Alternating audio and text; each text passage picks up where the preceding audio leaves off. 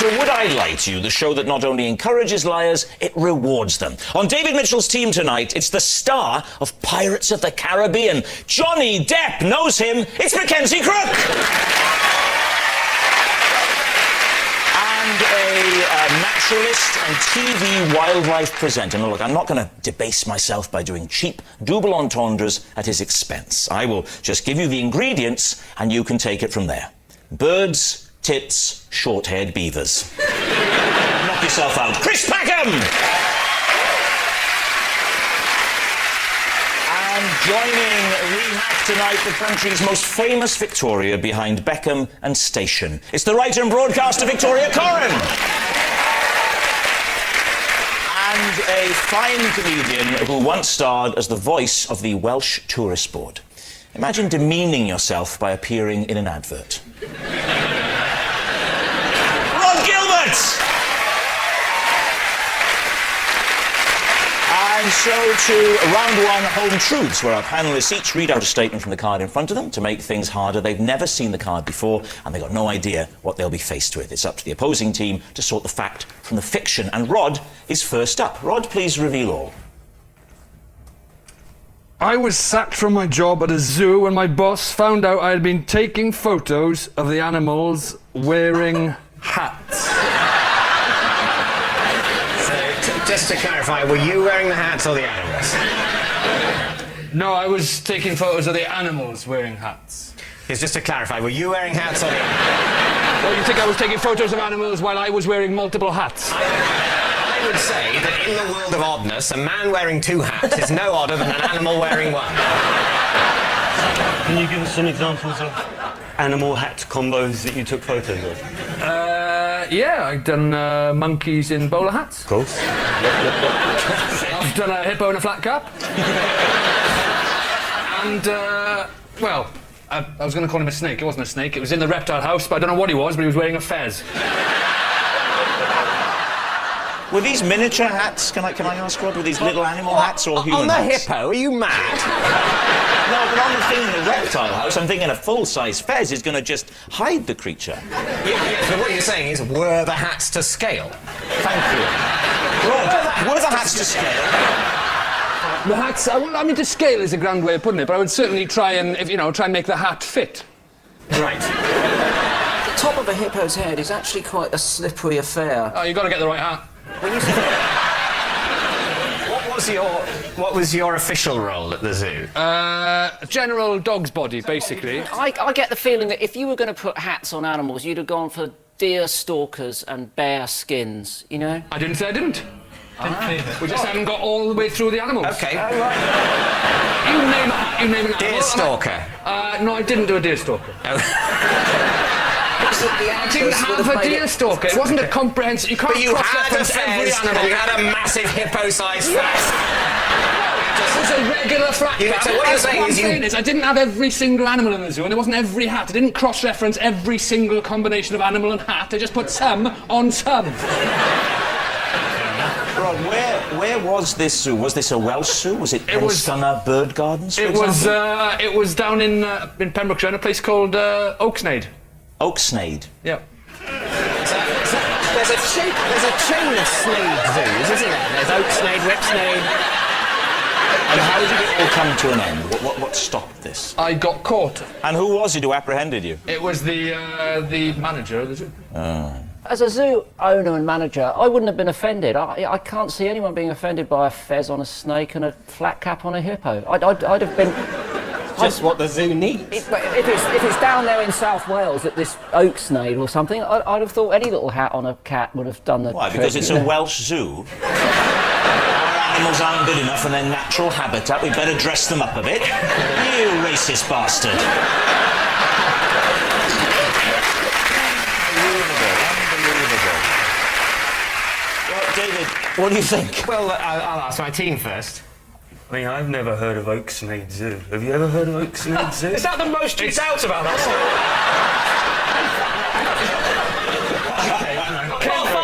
Kenzie, have you... Oaksnade Zoo, not having it. My girlfriend owns a zoo. We tour zoos, and Oaksnade's never been on our agenda. Oaksnade, the zoo that shares a syllable with Whipsnade. I think Mackenzie's right. That's the chink in the otherwise impenetrable armour of plausibility. Oatsnake Zoo doesn't exist. I think we're very happy to say lie. You're saying it's a lie, so, Rhod, were you telling the truth or were you telling us a lie? Well, chaps, I'm afraid I was telling a lie.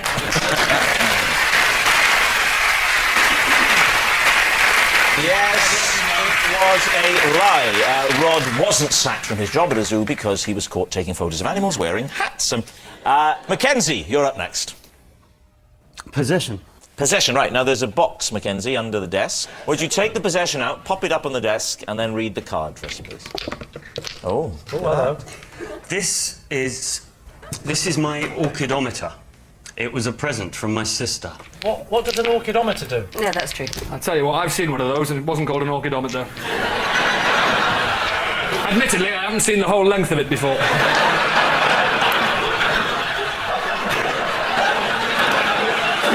What's an orchidometer, Mackenzie?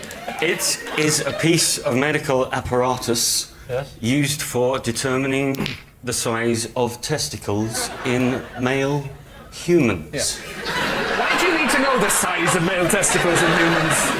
I'm 42, nobody's ever gone, hey, extra large. I don't. This was bought for me by my sister. Wait a minute. What? Some of them are so small. They're tiny. You'd be surprised.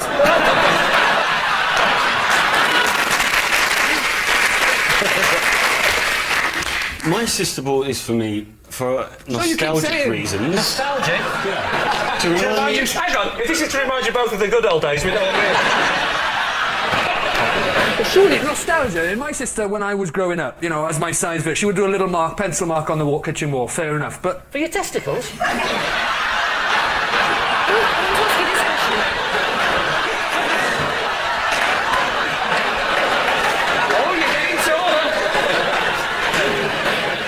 You know how when someone gives you a jumper, they say, "Oh, try it on now." Which one are you? You must have done it. I've never done it. You liar! I've never done it. Why would I want to I'll tell you why, because the second we get out of the studio, I'm doing it. So I want to do it now in front of you. Well, do you know what? I think we'd all be very happy for you to do it now. Let's do it. Oh, no. Have you watched it? I haven't been anywhere near any. Well, don't bring it to me. I don't know. Hey, Rob, bring back memories.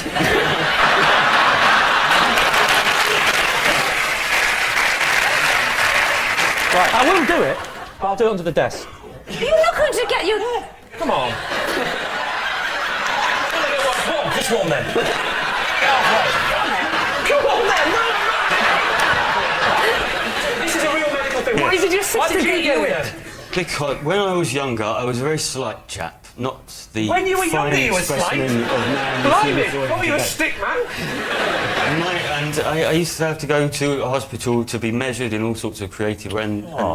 Keep it light. One of the ways they measured me was using an orchidometer. And, They measured your testicles with it. yeah, not with that one. What are you going to say? With your testicle measuring device, you spoilers ambassador.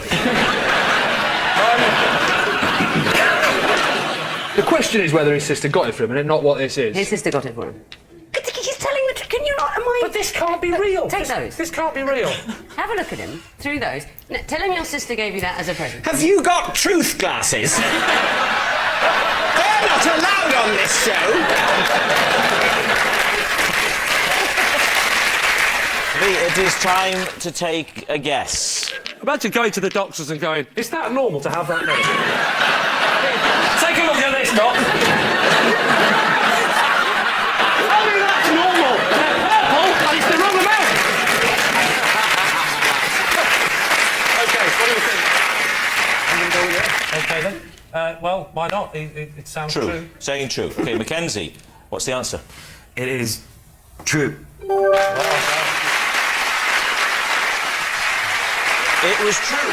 Mackenzie's sister did buy him that orchidometer. Mackenzie frequently brings it out at dinner parties and uses it as an icebreaker, and more often than not, a morale crusher. And at the end of that round, the scores are level. Our next round is called This Is Mine, where we bring on a mystery guest who's a close connection to one of our panellists. This week, each of David's team will claim that it's them that has the genuine connection to the guest, and it's up to Lee's team to spot who's telling the truth. So please welcome this week's special guest, Simon.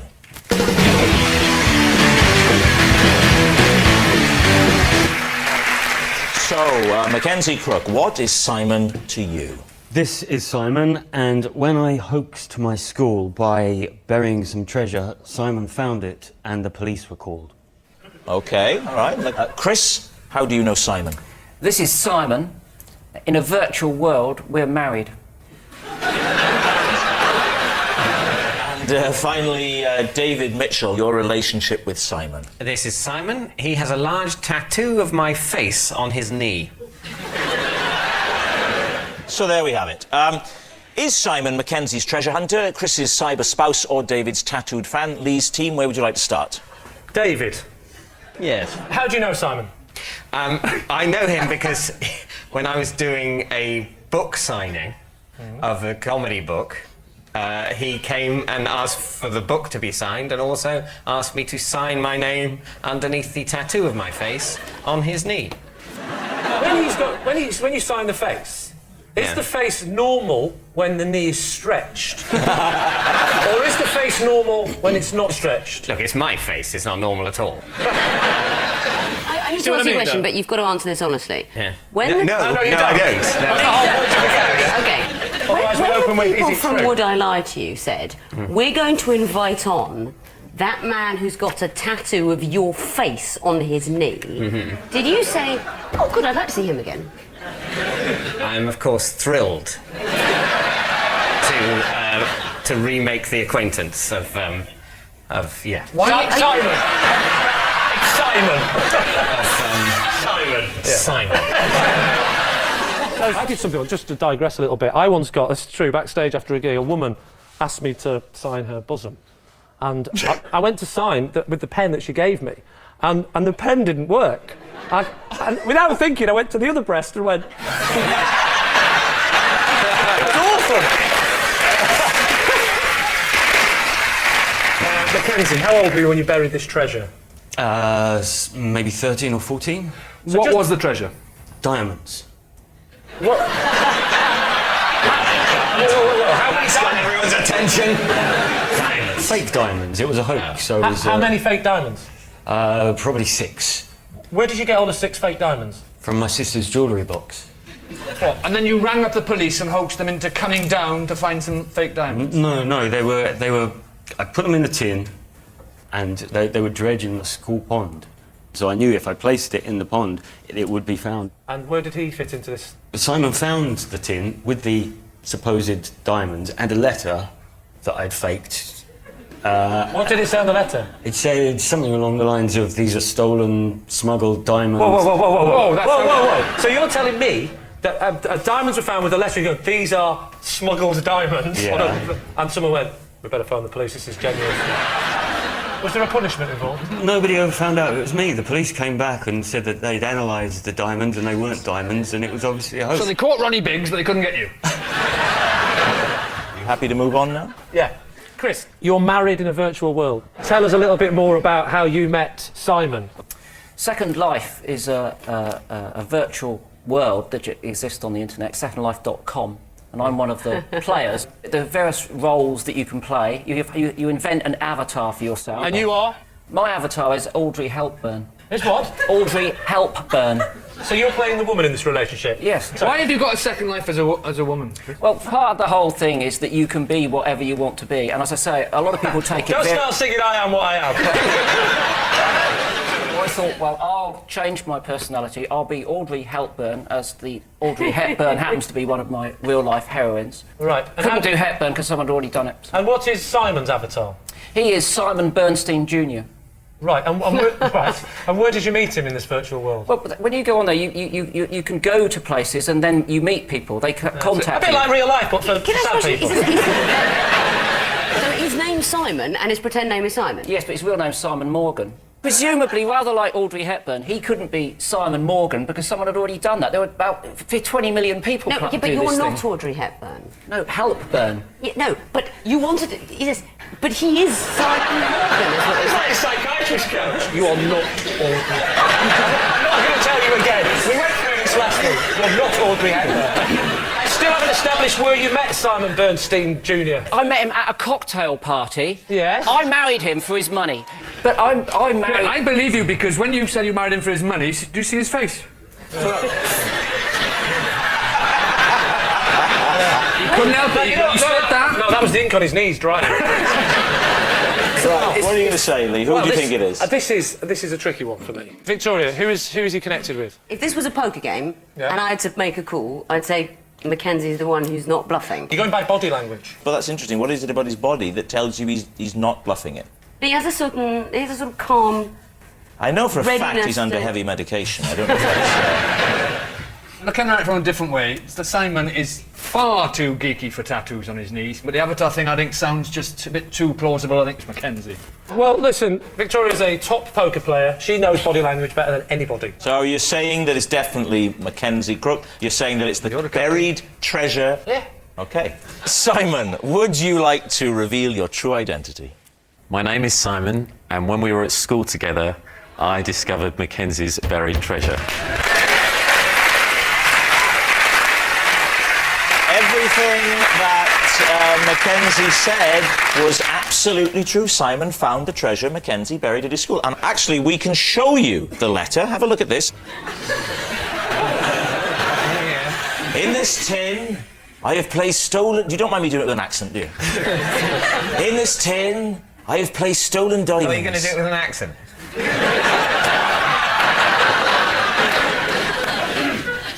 I would never claim to have your range as an actor, David. Shall I do posh and repressed or repressed and posh? Well done. Thank you very much, Simon, for coming on. How about that? Which brings us on to our final round, Quickfire Lies, in which our panellists lie not only through their teeth, but against the clock. First up, it's... that's Lee.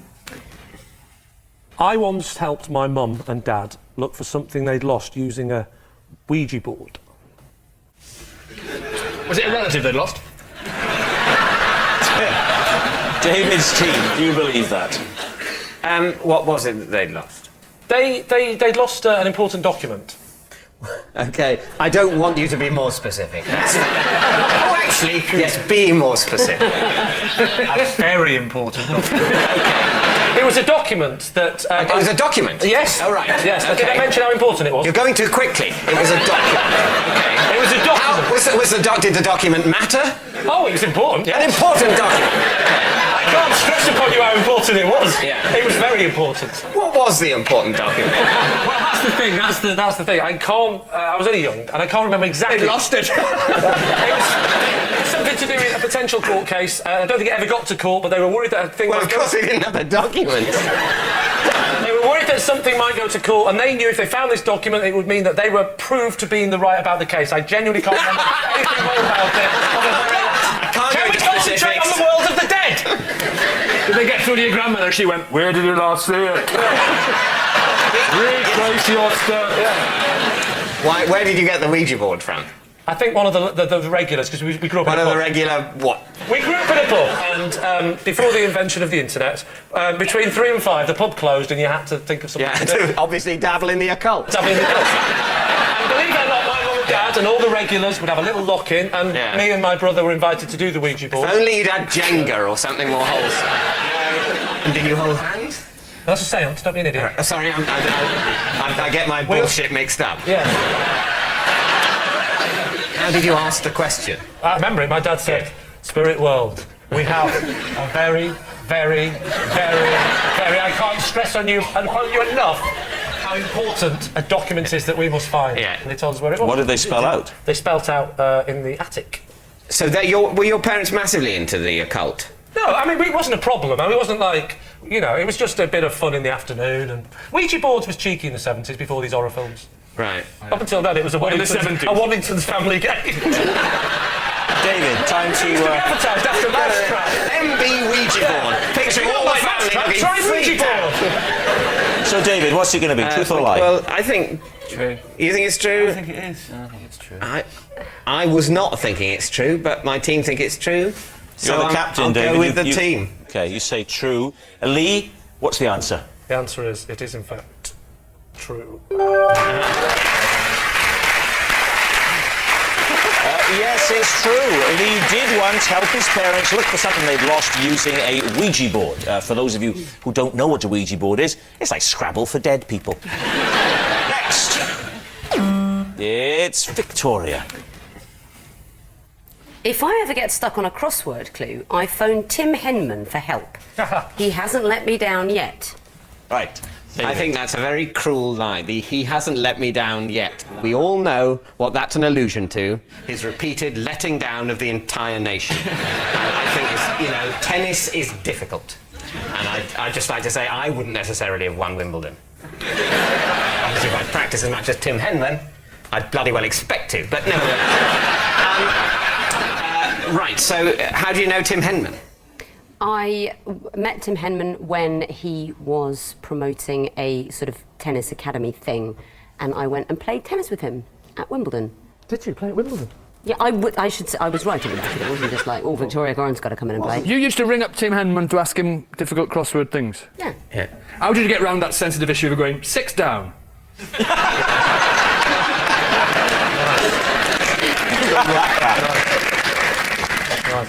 So Tim Henman is particularly good at crosswords.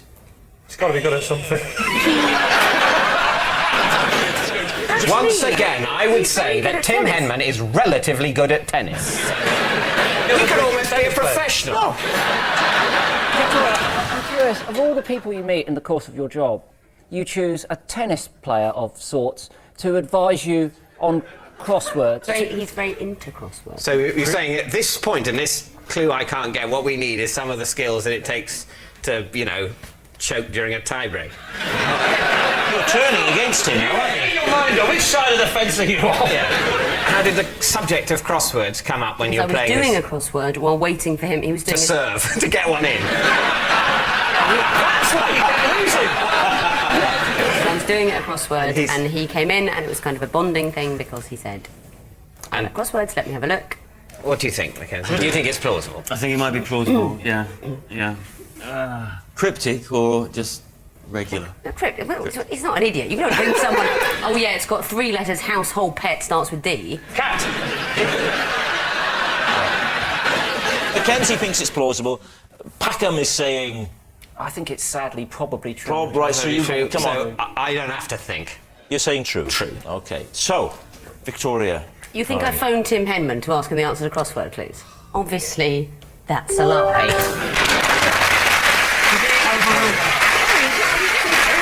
It's a lie. Victoria doesn't phone Tim Henman for help whenever she gets stuck on a crossword clue. Next. It's Rhod. Oh. I once paid for some tapas with a Nissan Micra.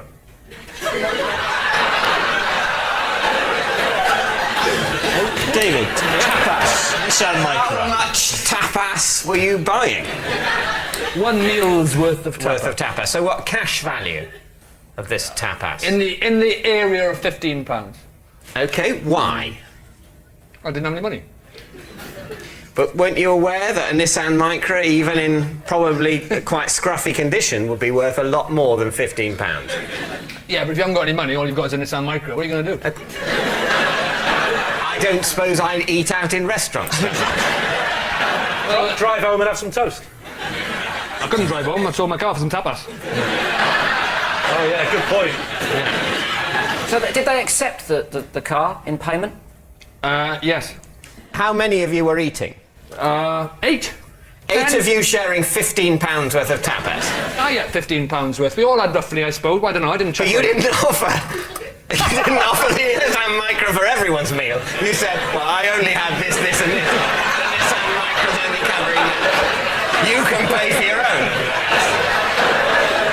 I mean, that might have been the time to be a little bit, a little bit generous. I am giving a car away here. Did none of the others think that they might chip in to save your car? Somebody did bail me out, so I had to pay them with my car. That's all I had. They said, I'll pay you. So it was one of your friends that you gave the car to, not the proprietors of the restaurant, then? Well, obviously not, yeah. Right, so one of your friends said, I'll give you the 15 quid. I'll pay your share. But you can't, owe it to me. You can't give it to me next week. I want something in exchange for it now. Looked in your pocket, I've got a handkerchief, I've got my shirt. It'll be embarrassing to take my shirt off, but it'll have to be the car. I think what happened was, she said, I'll pay your share. I said, I've got nothing to give you, I can give you my car. And I don't think it occurred to her to say, no, don't do that, give me 15 quid next week. I'll take the car, is what she said. What was the value of the car? 2,500 I paid for it. And how long before the dinner? I lost £2,485 on the deal.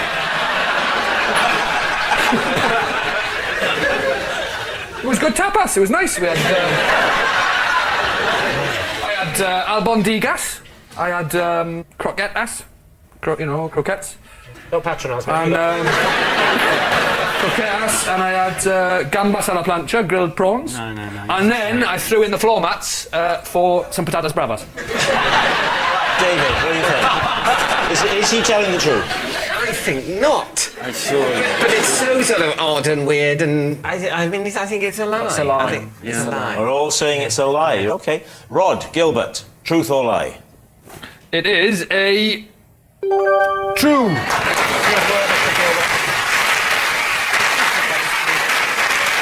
So, just to be clear, everything you just said was true. Every word of it. You are a moron. And that noise signals time is up and it's the end of the show. And I can tell you, well, what a shocker. Lee's team have won by 6 points to 4. But, of course, it's not just a team game. And my individual liar of the week this week is Mackenzie Crook. Yes, Mackenzie Crook. I suppose the clue was in the name. Never trust anyone called Mackenzie. Good night. Well done.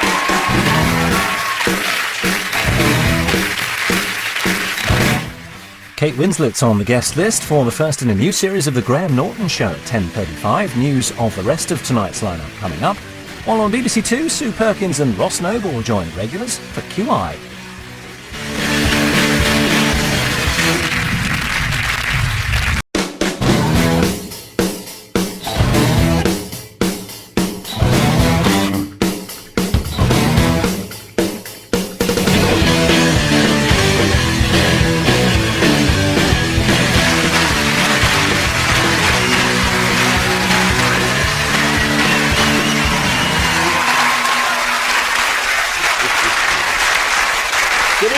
And welcome to Would I Lie to You, the show where deception always gets a good reception. On Lee Mack's team tonight, a comedian who once wrote a book of made-up facts about pandas. Well, that's the thing with panda facts, they're never black and white. It's David O'Doherty. A breakfast TV presenter who tells us what the day's weather is going to be like, saving us all the arduous task of looking out of the window. It's a BBC Weather's Carol Kirkwood.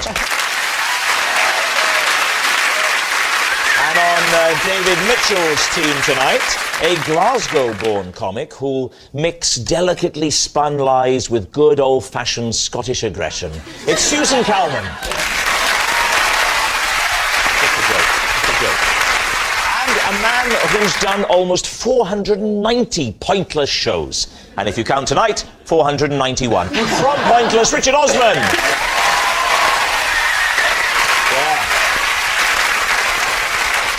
So to round one, Home Truths, where our panellists read out a statement from the card in front of them. To make things harder, they've never seen the card before, so they've no idea what they'll be faced with. It's up to the opposing team to sort the fact from the fiction.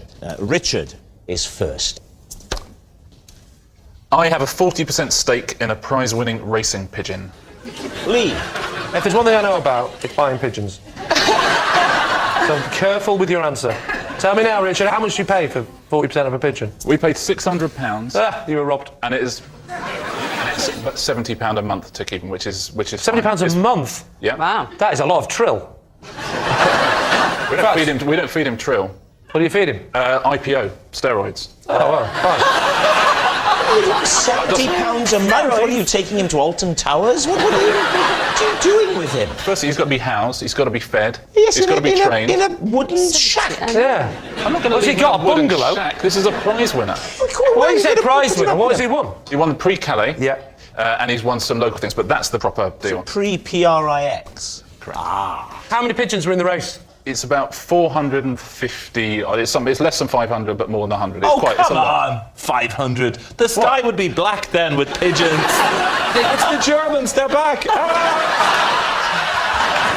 They released in Calais and they raced all the way to... Well, they race home. And where's home? Essentially, well, his is up in Lancashire. Right. What's the pigeon's name? It's called Cobbold Joe. Cobbold, C-O-B-B-O-L-D.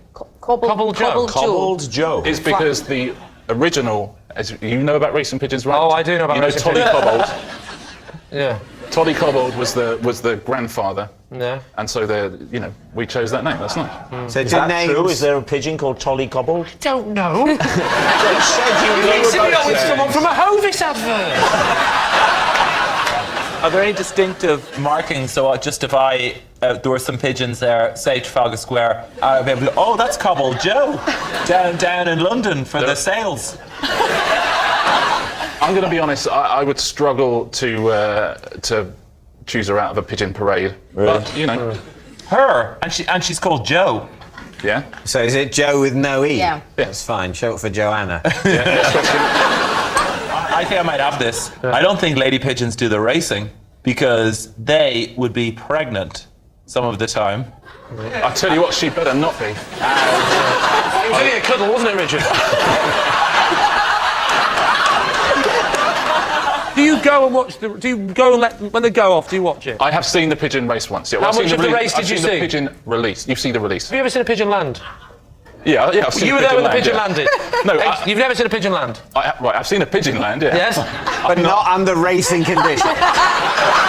You've just seen a pigeon land in its spare time. Yeah, exactly. So you've only ever So what you're saying is you've seen your pigeon take off, but you haven't seen your pigeon land. I have seen Does my that mean pigeon- your pigeon's lost? I don't think when a racing pigeon lands, it's any different than a normal No, pigeon. exactly. Oh, wrong. They don't get It ticklish. skids right to the shed and go, whoa!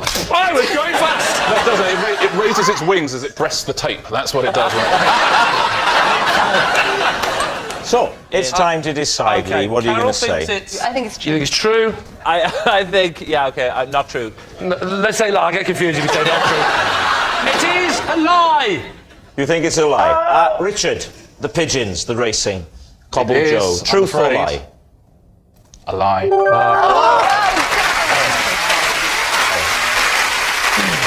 Yes, it's a lie. Richard doesn't have a 40% stake in a prize-winning racing pigeon. Carol, you're next. I was rumbled at a dinner party after serving up a shop-bought pie and pretending I'd made it myself. David. What was in the pie?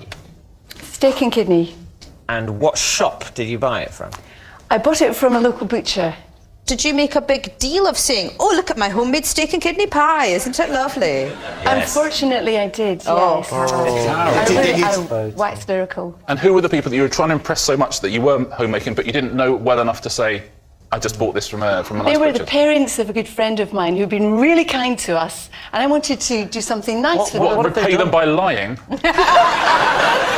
How did they find out? That's the Yes. question. That's the important issue, Carol. This was actually quite a bit awkward because we were all sitting there having a lovely meal, beautiful smells. I was saying, I'm so glad I've made this because I know steak and kidney is your absolute favourite. So, knife and fork in. How surprising, this is chicken and ham. Oh, dear. Were you tempted to just go with it, pause, and then go, well how do you make it? And so what happened when they realised your deceitful ways? Well, I had to really lie some more. And I had to think, I really thought you were going to say come clean. Nice and more. Say, I'm afraid, do you know one of the first signs of Alzheimer's is thinking you're having chicken when in fact it's steak and kidney. It's a terrible thing. It means you've basically only got hours of consciousness left. So So what did you say, Carol? Well, I said, because they had thought that I'd cooked these, I said, well, I made a big batch of pies at the weekend, and I made some chicken and ham, and I made some steak and kidney, and I froze them all. That's good. Together on That's very good, actually. That's very good. Tipped off our tongue. We have nothing to fear from climate change. You'll just tell us what we want to hear. It's all fine. Yeah. If you feel like you're drowning, in fact, it's a lovely sunny day. So, David, what are you going to think here? Well, I think it's genuinely, as it's hard to believe Carol would ever lie, but she's lying one way or another. So is she lying today, or did she lie a long time ago? I prefer to think that she lied a long time ago. In which case, she's telling the truth now. Although actually her lie now would, to be fair, be mitigated by the fact that that is the point of this game. I'll be devastated because I've watched Carol and loved Carol for some period of time, and I'll be slightly devastated and I'll have to take the shrine down that I've got in the house. But I'll take that shrine down. She probably is telling the truth in that she lied. Don't throw the shrine away, by the way. Well, we can have a little chat about it. So, David, you think it's the truth? I think we think it's true. You think it's the truth? Right, Carol Kirkwood. Was it the truth or was it a lie? It was the truth.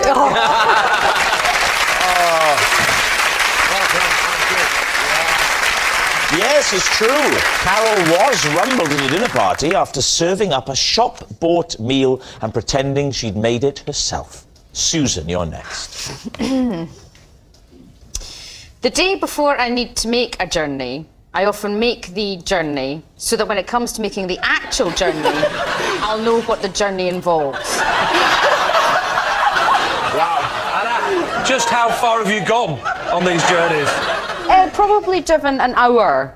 From Scotland? From where I live. If it's possible for me to do it like that. I mean, Yes. I'm not... It's strange. It's got to be possible. It's not like if I'm going to New York, I'll go the day before and come back. This is journeys that I can make, I would say, in about an hour's drive radius. Always of driving? You wouldn't do it on the train? Oh, no, I would do it on the train. I've done it on the bus as well. I've taken the bus to make sure where the bus route goes and the bus stop What, you is. don't trust that the driver knows? No, it's me. I need to know where I'm going so I can... You don't on a bus. He will just do it. You just sit back and relax. No, but I think Susan's saying that there are certain things you have to do yourself, even when you travel by bus, like get on the bus, get off the bus, At the right point. and also get on the right bus. There's more than one bus. I don't want to sound totally working class. Tell us, Susan, if you would, the last time that you did this. It was probably about 2 weeks ago. Right. I had to go to a meeting somewhere I'd not been before. Right. And A self-help group or a meeting? You were going for self-help about stop being so anxious about going for journeys, and you even wrecked that. There must have been quite a few of you hanging outside the meeting room. So I drove from my house to the location, looked at what the parking restrictions were so I could have the right change with me. So I was completely relaxed the next day. If you know for a fact that you're going to do this, you're going to go the day before. Yeah. Do you not, the day before that, think, tomorrow I've got to do that thing where I go the day before and then do it that day? Susan, this now makes sense, because didn't I see you yesterday? Just sniffing around outside the studios. Yeah. Did an event happen in the past such that you once arrived somewhere and went, oh, I wish I'd come here yesterday and I could have foreseen this terrible situation? Like when JFK was shot. Yes, I've always been haunted by that. If only I'd been there. He'd gone the day before, he'd have known when to duck. It's very rude to be late for things. Is that at the base of this? I'm paranoid about That's the people root of it. thinking I'm rude or in any way, Yeah. deceitful, like Carol. So, What are you thinking then? It does sound plausible. When you die, you'll have only lived a third of your life. Yeah. The other 2/3 was a recce. yeah. I just don't think it fits. Yeah, I think she lives life by the horns, or whatever that is. Right. Lie? Truth. Ooh. I would say the truth. You think it's the truth? I don't know. I'm practicing. I'm going through what I'm going to say in a minute. That wasn't my answer. Okay. So what are you going to say? It's the truth. It's the truth. Susan, truth or lie? It is the truth.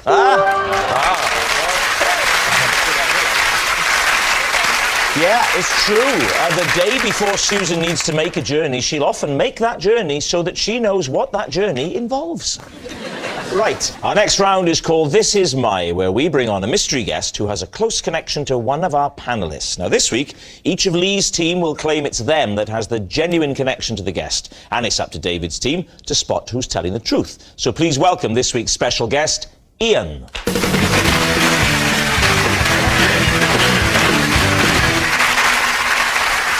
So, Carol, what is Ian to you? Well, this is Ian, and to frighten a teacher, we once hid a ram inside a classroom cupboard. Lee, how do you know Ian? This is Ian. He is the supermarket delivery driver who accidentally trapped me in the back of his van and drove me to his next drop-off point. And finally, David, what's your relationship with Ian? This is Ian. He is a skydiver who got blown off course and almost knocked me off my bike. Right, there we have it. Carol's sheep prankster, Lee's accidental abductor, or David's diverted skydiver. David Mitchell and team, where are you going to begin? Right, well, Carol, let's start with the ram in the cupboard. Oh, the old Dave Mitchell chat-up line.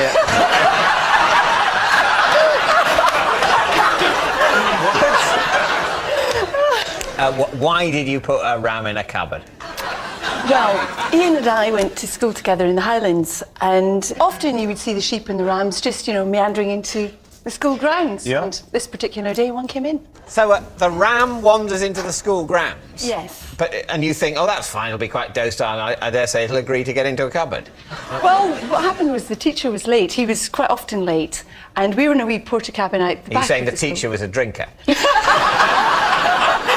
No. Okay. But anyway, he was late, so we thought it'd be quite funny, because he was late, just to put this ram in his cupboard so that when he came in, the ram would be mad and come rampaging out. Does Ian look like the kind of man that would grab a ram and drag it into a cupboard Yeah, he does. for a laugh? He does. He looks Yeah, like he a kind really of a devil. And I think Carol, being attractive and beautiful, would have done that whole, oh, let's just put a ram in the cupboard. And Ian would be like, yeah, I'll show you how to put a ram in the cupboard. So when the teacher eventually arrived, how long was it before he went to his cupboard for a little look at his possessions? And what happened? It would have been about 10 minutes. 10 minutes. And of course, we were all sniggering in the class. He opened the door. This angry ram came rampaging right out at him. Is that where the word rampaging comes from? Well, that's when you're trying to contact a ram in the 1980s.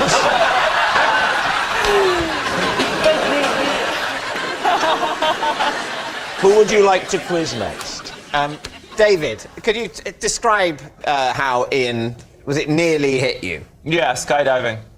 I mean, this goes back to 92, and my family have always been involved in the Scouts of Ireland, and so the big jamboree was in Wicklow, which is just outside of Dublin, and I was on a tandem bicycle with my aunt, who's one of the heads of Scouting Ireland, and we were heading towards the jamboree, and they were launching a comic book character to remind kids not to start fires in forests. And he was called Fire Dog. And his catchphrase was, don't start a fire, woof. And for the launch, they decided in the jamboree, they were going to parachute Fire Dog into the middle of the jamboree. And we were on the tandem heading towards it with our little scouty ties on. Can I just check? Fire Dog, and it says don't start a fire, woof. Is it don't start a fire, woof, or don't start a fire, woof? Which one is it? I want to know. I'm trying genuinely well, which is the campaign? It's quite easy. This is actually quite easily solved immediately with a demonstration, because my understanding of skydivers is they have a really good core muscle. So essentially, if we do that bit from Dirty Dancing, You actually didn't get any taller when you stood up. That was the oddest thing I've ever seen. I've never seen anyone stand up and remain the same height. Yeah. Shocking. If I just run towards you like and you just lift me up like the end, then you'll be a skydiver. And if you don't do it, I'll be really hurt and you're dead. So. Likewise, in a minute, I'm going to ask you to shut me in the back of a van. I was just going to say. So what are you planning to do? I'm seeing whether or not he looks frightened by the prospect of me running towards him. And he's got to lift me He up. does look a bit frightened, yeah. Rob also looks frightened. What if the end of my story is that, and then he whacked against a wall, his legs shot off, and he had to have legs made of glass? Is that the end of your story? No, we're back to plan A. That's it. How far away from the jamboree were you at the point of impact? Well, sorry, near impact. He had just missed the landing area by a few fathoms, and sorry, it was an aqua jamboree. We swerved, we avoided him. He went into a hedge, and we pulled him out. I was 14 or 15 at the time, and my aunt and Ian got talking. And that is why it's nice to have my Uncle Ian on the show.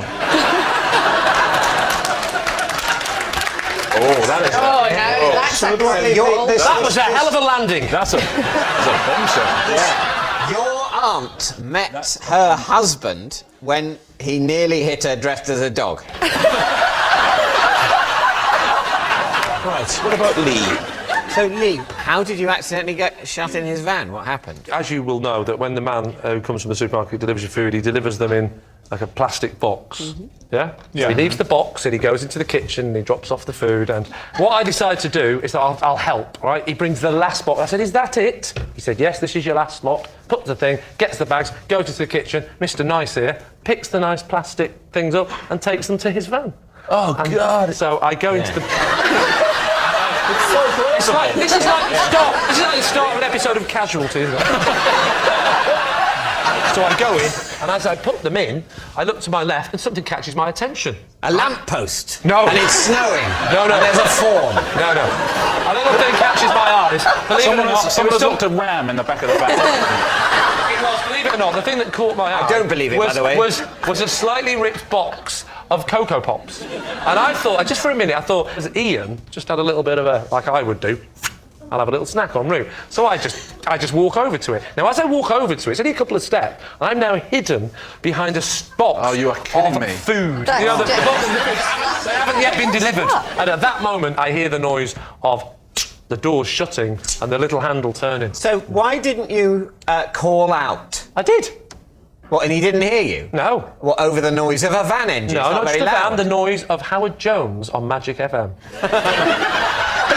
It was blasting. Why didn't you try? Yeah, I'm going, help! Why didn't you bang on the panel? Anyway, anyway. What was the next? What was the I mean, it might not be true, but God, it was dramatic.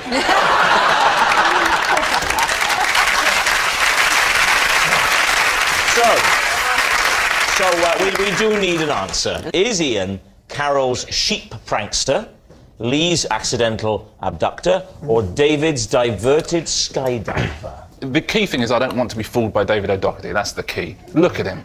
Look at that. Do you remember, you know, the brownies, you had the brownie promise and all that, so do you remember anything from your scouting days, your promise or anything? It's different in Ireland. The Scouts don't have anything that you would possibly remember. No promises, no value system, other than if you see a dog go into a hedge, you marry it. I would say Carol. I think it's You say David. Carol? I think it's David. You say Carol, you say David. I think it's David. So you're So we're going gonna therefore go with with- David. we're going with okay. David. Ian, would you please reveal your true identity? My name is Ian. Carol and I frightened the teacher by hiding a ram in the classroom cupboard. Yes, Ian is Carol's sheep prankster. Thank you very much, Ian.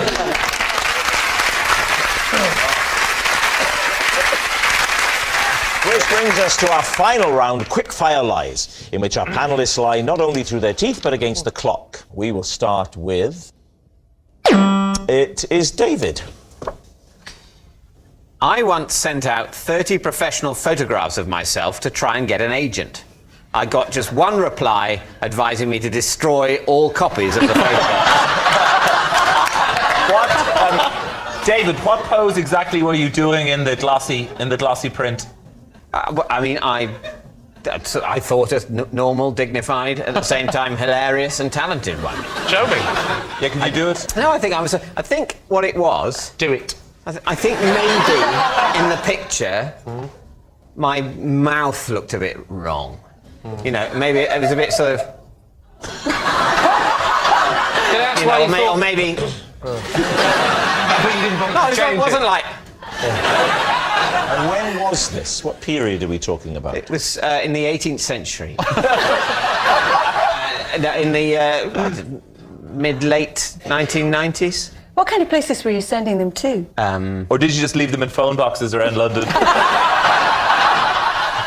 How were you dressed in the photograph? Was it a casual or was it a smarter look that you went for? I'm guessing smarter. Well, it's just in case he was wearing a leisure suit. Maybe it was the late 90s. What's a leisure suit? That sort of zip-up thing that you can relieve yourself in. Yes.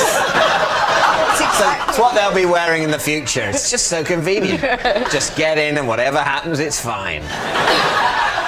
Did this dent your confidence, David? Yes. You didn't think I'll just get some more done, but this time without the stovepipe hat and the cravat? I don't think I immediately got some more done. I mean, I have subsequently had other photos. You got your confidence back? Yeah. So, what do you think? Do you think that could be the truth? I think it's true. Yeah. You do? Yeah. I think it's true. True. I think it's true. David, truth or lie? It is true. Oh, true. It's true. David did once send out 30 professional photographs, but was advised by an agent to destroy all copies. Next. It's David O'Doherty. Possession. There's a box under the desk. Just pop the box on the desk, and then there's a card inside it. Before you take out the possession, just read the card, please. This is one of the pairs of leg warmers for birds that I have made. I would have brought more, but birds are using them. Will you show us these leg warmers?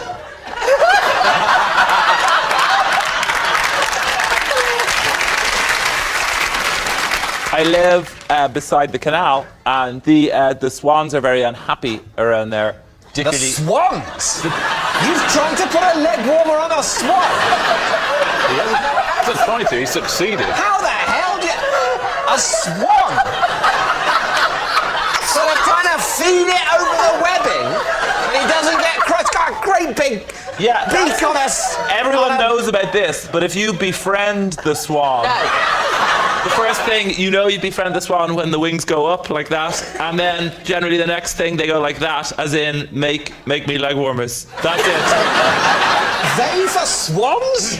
David, they would break your arm if you went near them. Famously. That's what they do. They break your arm and then the queen eats them. Yes. How do you get them over the feet? If you put your hand like that and then try and get it over there. It's like O.J. Simpson. Stick it on there. That's a swan. That's a swan. Yeah, that's a swan. With the swan, it's all about authority. So watch this. No, they're web. That's no good. Yeah. That's going to hurt the swan. You've just ripped through its webbing. You know when you said swan at the beginning? Yeah. Did you mean sparrow? David, it's time to take a guess. I mean, I don't know which way you're going to go on this. Maybe a swan could be able to slip that over its foot, and maybe a swan would derive tremendous warmth from this incredibly thin and flimsy and short piece of material going an inconsiderable distance up its really rather long leg. I think it's true. Don't say that! Don't say, because that's the sort of... That's what happens to your mind in this game. You say, and you start thinking, oh yeah, of course, the fact that he said swan and it seems impossible is exactly what's so plausible about it. If you people don't start taking this a bit more seriously, I'm going to bring my Uncle Ian out here again. So what are you going to go for? I think we're going to say lie. Lie? You're saying it's a lie. I'd just David like to O'Doherty. say, Rob. Yes. If it's true. Yes. I don't care. David, truth or lie? I'm afraid my tale of swan leg warmers is a lie. Oh, thank God. Who'd have thought it? Who'd have thought it? Yes, it's a lie. David doesn't make leg warmers for birds. And that noise signals time is up. It's the end of the show, and I can reveal that David's team have 2 points and Lee's team has 4. But of course, it's not just a team game. My individual liar of the week this week is David O'Doherty. Yes, David O'Doherty. He's made the show like a massive bed and lied in it. Good night. What I Lie to You returns in 2 weeks' time. There's room in the guest host chair for Frank Skinner. Here next on Have I Got News For You. Brand new for BBC Two, a unique tour through history with a time traveller's guide to Elizabethan England. While on BBC Three, can Sherlock rise to the challenge? It's a battle of wits for the detective in The Great Game.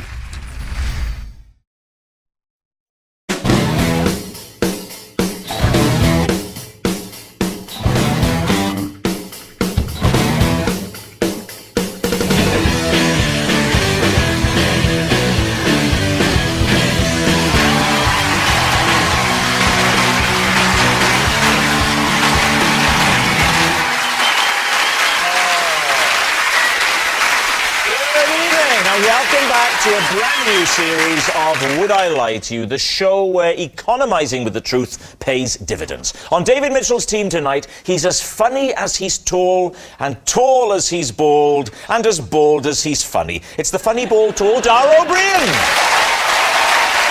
And the only man lucky enough to see Tess Daly from Splash and Family Fortunes, TV presenter Vernon Kay. And on Lee Mack's team tonight, an actress who starred in both A Midsummer Night's Dream and Strictly Come Dancing. So we've seen her bottom and her cha-cha. It's Denise Van Outen. Borderline. And a comedian who, on his show about work experience, did a stint as a dustman.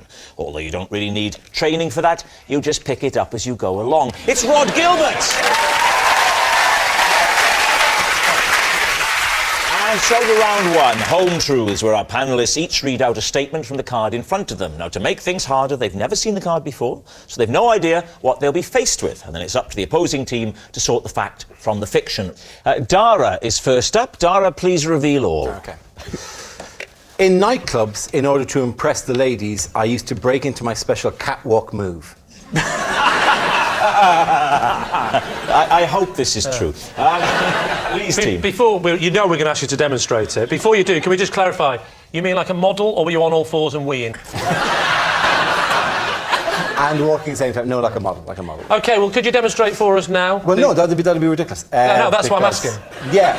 No, because if I showed you that I did a very good catwalk move, then obviously I'm telling the truth. Not necessarily. You could be lying, but you are able to do it. You could say, when I used to go to nightclubs, I would occasionally stand on one leg. And if I said demonstrate, you'd go, no, because if I stand on one leg, it'll prove I can do it. And I'd go, no, proves you can stand on one leg. It didn't prove that you used to do it in nightclubs.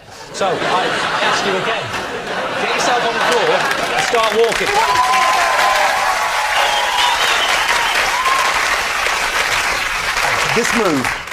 This move is so good that if I were to show I could do it, you'd be going, well, obviously you'd play that card in a nightclub. Just imagine we're in a nightclub now, nightclub setting. I'm single, I'm well up for it, I'm from Essex. I'll take this. Will you compromise? Will you do the face? Yeah, do you do a model face? Like, do you pout? More about the swivel of the face than the face itself. Right. The swivel of the face. Wow. How do you swivel your face? It's very difficult. I can swivel my face. Really? Sorry, that's swiveling it, isn't it? No, that's surely swivelling your head. That's bad. Swiveling, that's bad. To Well, your swivel face swivels when you swivel your head. The head's the thing your face is on. Your head does need to stay still while the face moves if you're going to do it. No, I don't. I think you can swivel things with the use of things that the things are attached to. I can move my eyes, seriously, right to the back of my head. Watch. There you go. No. Yes. Yes. Swivel your face in relation to other bits of your head. Swiveling in relation to the rest of the universe. Dara, really, within the rules of the game, I think it would be right for you to show us this move.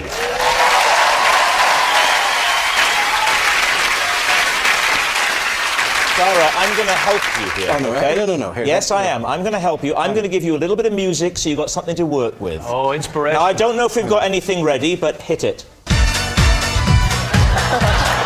Wait, stop. Wait, no, hold on. This is the catwalk area here, right?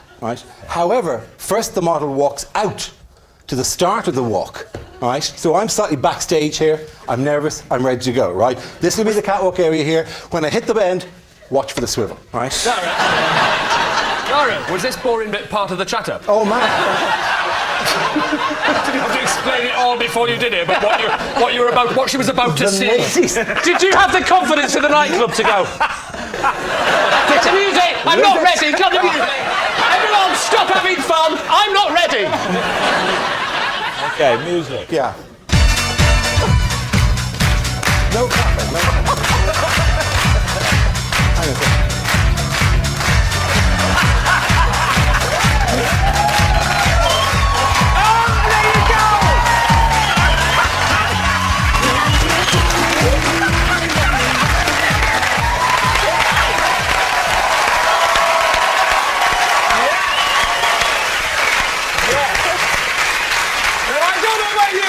But I find that very attractive.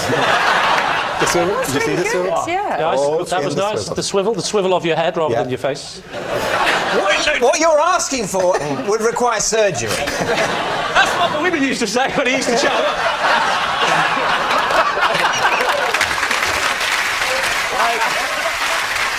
What's it going to be, truth or lie? What do we think? Well, I think... Would that have done anything for you in a nightclub? No, not really.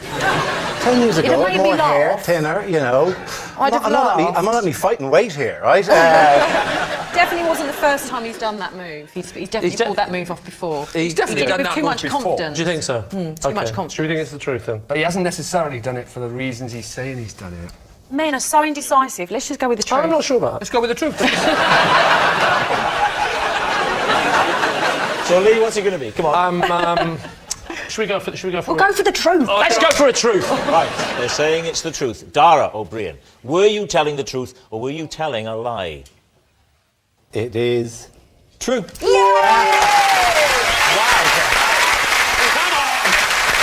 Yes, it's true. Dara used to break into a special catwalk move to impress the ladies in nightclubs. Right, Denise, you're next. I once got a tattoo because I was told that it would disappear after 3 years. Really? When? It was on a job that I was doing. It was actually live on TV. I was tattooed, and it was on the Big Breakfast. And who had told you that they disappear after 3 years? Johnny Vaughan. Yeah. So, had you not previously heard of tattoos?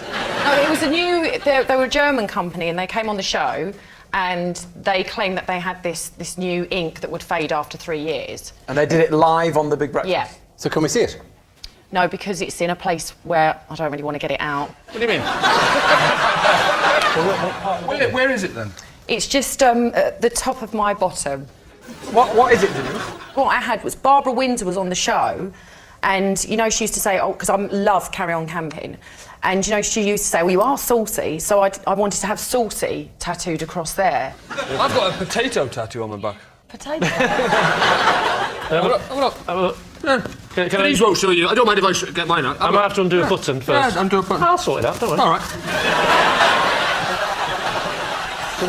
What I'm doing is I'm doing this, but I'm imagining my face has swiveled that way. Right.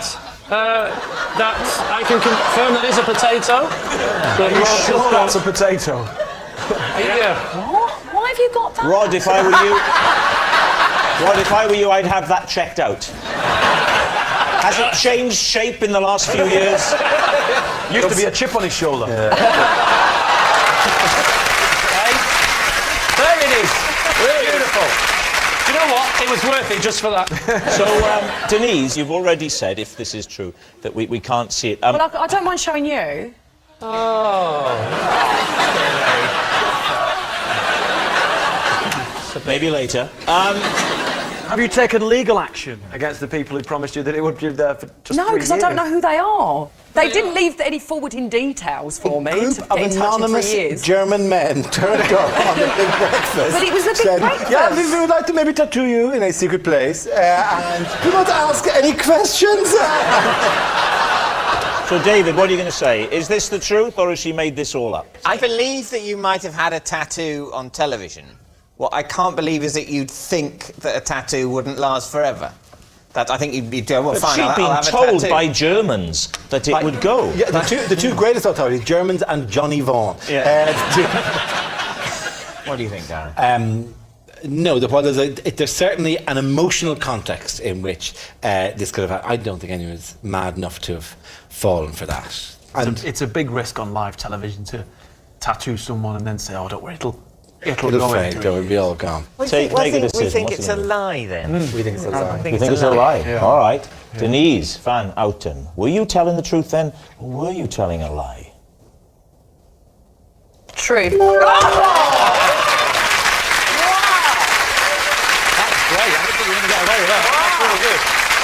Yeah, it's true. Denise did get a tattoo because she was told it would disappear after 3 years. Now, you did say that I was the only one. Only you. Only me. Where will I see it? Where will we? Look how away. will we?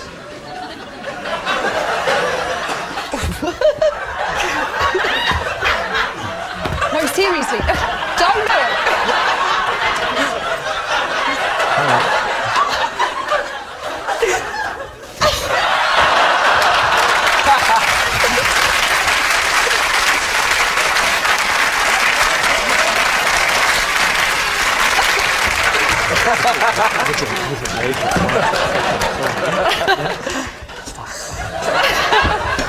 Fine. I need counselling.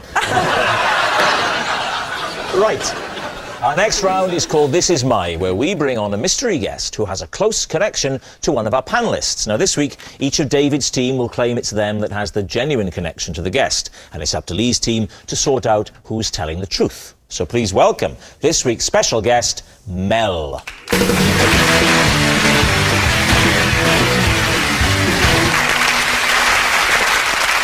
So, Vernon, what is Mel to you? This is Mel, and he came to the rescue when I almost blew up a banana factory. David, perhaps you'd like to explain how you know Mel? This is Mel. He's the postman who had to retrieve my phone from a postbox when I accidentally posted it instead of a letter I was carrying. Finally, Dara, how do you know Mel? This is Mel. One night we were out stargazing and we were quizzed by the police because they thought we were peeping Toms. Lee's team, where do you want to begin? So there's something about, if he had said blown up, he blew up a banana factory, it would have been bizarre. There's something more bizarre about almost blowing up a banana factory. What did you actually do in the banana factory? Well, what happens in a banana factory is that bananas come in from a foreign land, let's say the Caribbean, and they are ripened in Bolton. They're ripened in Bolton? There's not enough sun in the Caribbean. Did you work in this banana factory? I did, yeah. Right, what was your job? Do? Were you the banana straightener? No. Or were you the banana bender? Maybe they come in straight, and it's his big muscly body that turns them into that shape. That's what they do in Bolton. What are you up to? Oh, you know, just usual, bending me bananas. Surely it's a banana ripening plant anyway, not a factory. Well, it's a factory because there was a conveyor belt, so I just... Wait, whoa. There's a conveyor belt. So someone puts it on and it's green. And by the end of the conveyor belt, it's ripened. How big is this conveyor belt, Vernon? And more to the point, what are you doing other than... Shall I straighten it? What did Mel do? Mel, he was one of the foremen. In the factory. There was only 4 men working in a banana. How did you almost blow up this banana factory? I was on a forklift truck, and what happened was I inadvertently drove into a gas heater and disconnected it. Right, and then what happens? And then the factory filled up with gas. Really properly fills. Yeah.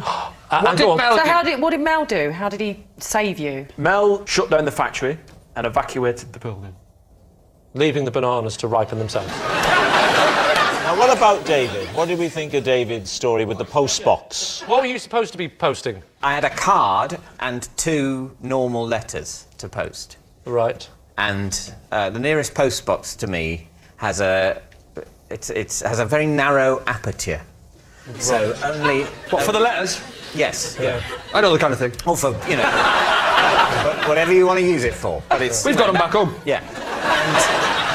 And you can't get them in sometimes. You can't get the wider things in.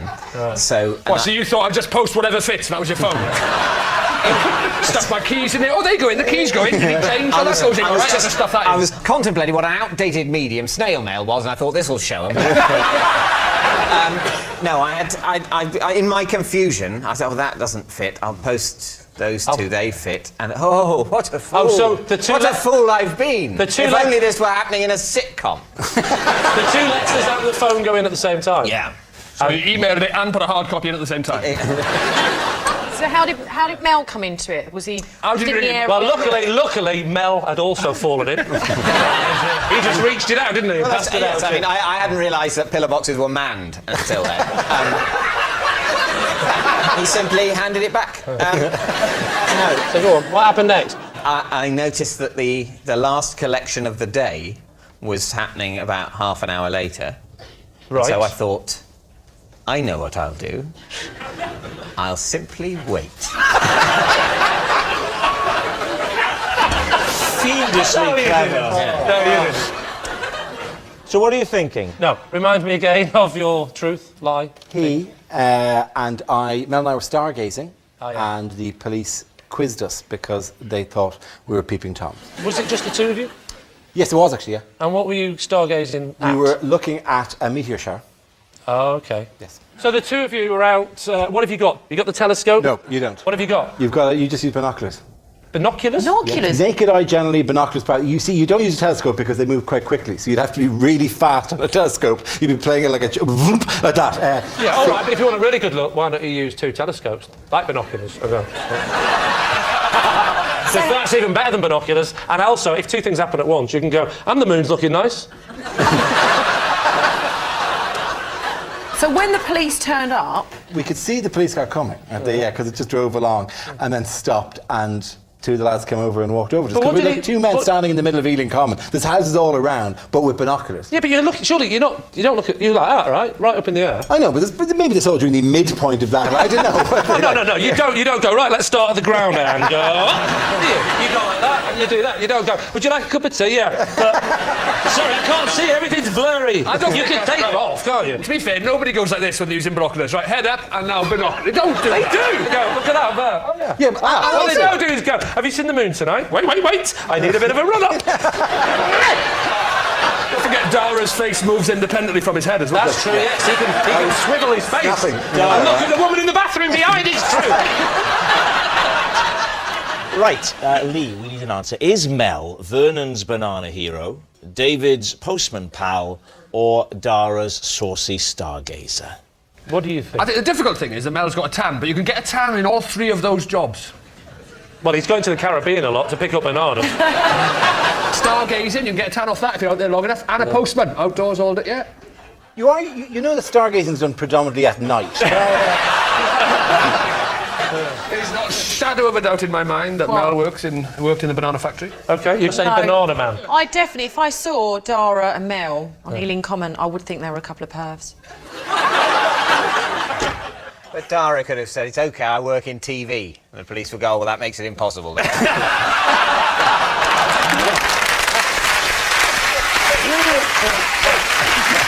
what are you going to say? We are going to say that, in fact, Dara was cautioned by the police for standing on Ealing Common. Not necessarily for being a pervert. Caution actually means something. Sorry, no, he wasn't cautioned. All right, he was questioned. Questioned, sorry. I've never formally cautioned with anything. You say it's Dara. Go for it. So, Mel, would you please reveal your true identity? I'm Mel, and I rescued Vernon after one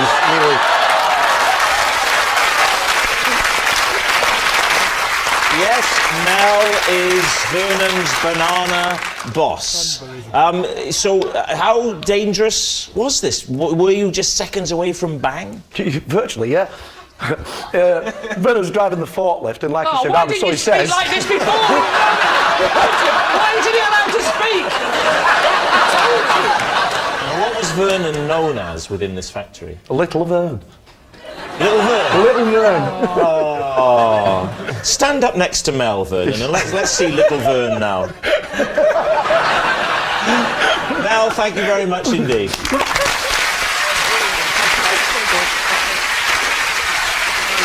Which brings us to our final round, Quickfire Lies, in which our panellists lie not only through their teeth, but against the clock. We will start with... It's David. One of the codes I live my life by. Always a good start. Is that my appearance should be in no way noteworthy. But then again, not so unnoteworthy as to be in itself noteworthy. What do you think? Well, if it is true, you're certainly carrying it off. When did you decide on this code? It didn't happen suddenly. It just, you know... It sort of developed. The way I felt comfortable being sort of gradually formed into the philosophy, and I don't think that's too grandiose a term, that I have read off a card for you today. I would say, since you've got a beard, you have become more noteworthy. The answer to that is I've enjoyed growing a beard. But you're right, because I've grown a beard, some people have said, oh, I see you've grown a beard, or he's got a beard, look at his beard. And I hate those moments. Can I just put you up on the point? I deeply hate those moments of being physically noticed. Have you really enjoyed growing a beard? Well, no, that's what's so odd. I mean, I haven't, hugely enjoyed it. It's not been like a brilliant roller coaster. but it's just very, very slightly I've enjoyed it. And very slightly also I've had a sense of achievement. Of course, it is no achievement. It's actually a failure in personal hygiene. But it feels like an achievement. But you surely went through the difficult itchy stage. I did go through this. No one enjoys that? No. I call them my teens. Do you make these rules about everything? Are the underpants you're wearing unnoteworthy enough to be you know what I'm saying? Are they? No, I don't think... Sorry, let's start again. Are you wearing underwear? Yes. OK. And I don't want to sound too sexy, but yes. I don't want to sound too sexy, but no. Under my underwear, I'm naked. David, I want to know not what you consider noteworthy. I want to know what you consider so unnoteworthy that it becomes noteworthy. A grey tie. If you were in a suit, like you're in a suit-wearing scenario, and you wore a grey tie, that would be so unnoteworthy as to be in itself noteworthy. So a grey tie... It could be so colourless, so not wanting to draw the eye, it would draw the eye. It's how you spot spies, isn't it? People who are just trying to blend in so much, they blended in so much they're noticeable. It's true. Like a chameleon. If there was a chameleon in here, it would stand out. So what, if there was a comedian in here, it'd stand out. It's a worrying round of applause on the subject of our... Is it true or is it a lie? Make your decision. I think it's true. I think it's very plausible that David would be like that. OK. Yeah, I think it's true. True? I'll go in my team and say it's true. All saying true. David, truth or lie? Yes, well, of course it's true. Yes, it's true. One of the codes David lives his life by is that his appearance should be in no way noteworthy. Next. It's Rhod. I once dug up my dead hamster, gave it a wash.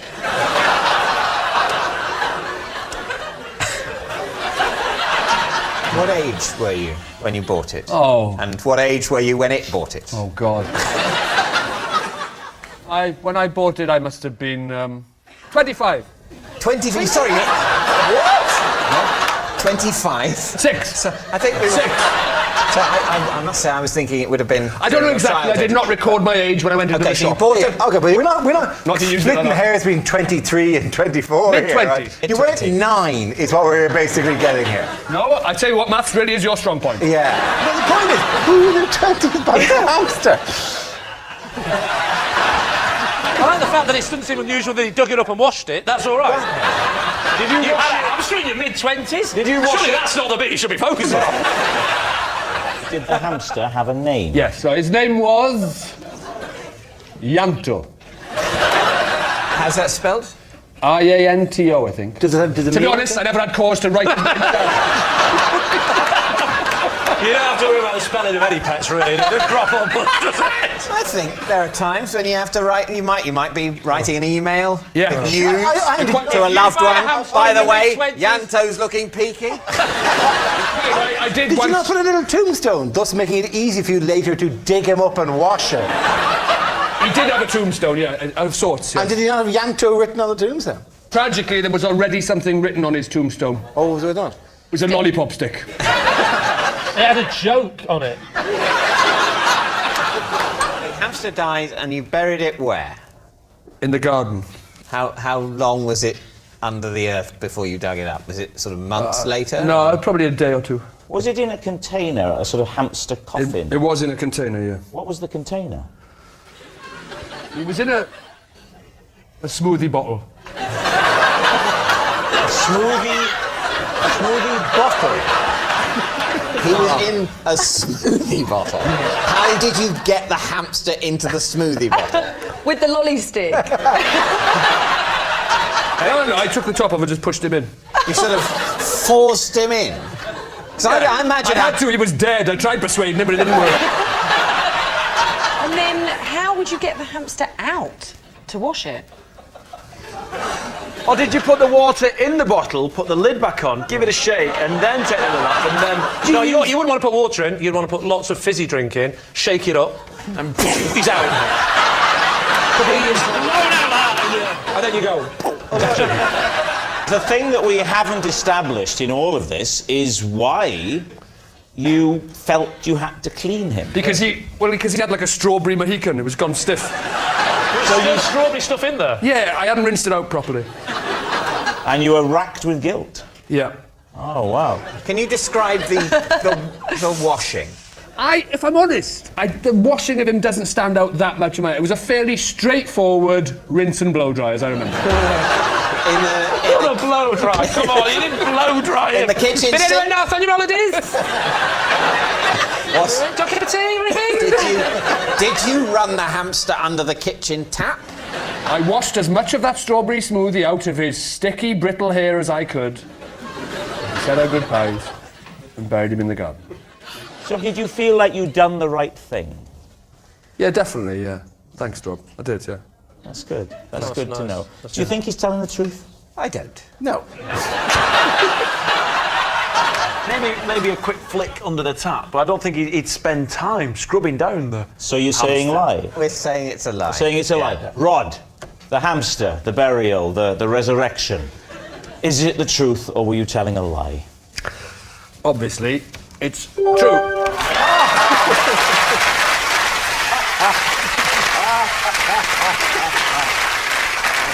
Well, it's true, and it's very upsetting. And that noise signals time is up. It's the end of the show. I can reveal that Lee's team have won by 4 points to 1.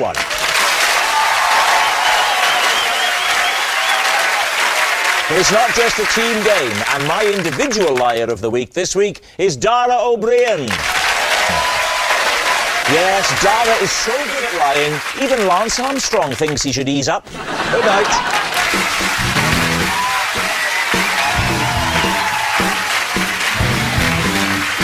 Stay with us, loads more comedy to come with Mel Getroige in charge of tonight's Have I Got News For You next. Then Lee Mack is back, but it's Lucy doing the lying. Not Going Out is in half an hour.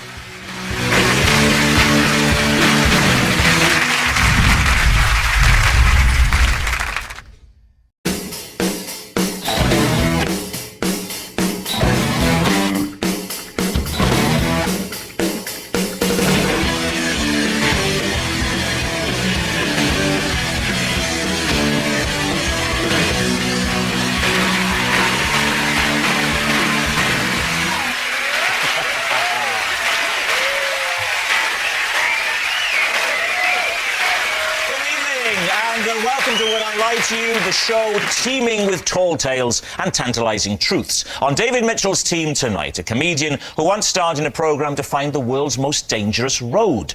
Turns out it's the one between Snappy Snaps and George Michael's house. It's Rhod Gilbert!